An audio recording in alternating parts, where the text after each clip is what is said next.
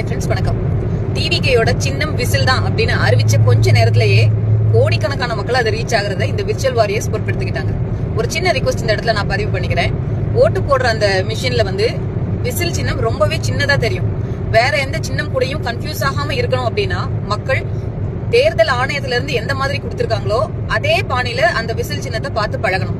அதனால நீங்க யார் ப்ரொமோட் பண்ணாலும் விசில் சின்னம் எலெக்ஷன் போடுற அந்த ஓட்டு போடுற பெட்டியில எப்படி இருக்கோ அதே டிசைன்ல அதே டைரக்ஷன்ல வச்சு நீங்க ப்ரொமோட் பண்ணுங்க. ஏன்னா மக்களுக்கு கன்ஃபியூஷன் ஆகும்போது ஓட்டு மாத்தி போடுறதுக்கு வாய்ப்பு இருக்கு. யார் ப்ரொமோட் பண்ணாலும் விசில் இந்த டைரக்ஷன்ல தான் இருக்கணும், இப்படிதான் இருக்கணும்.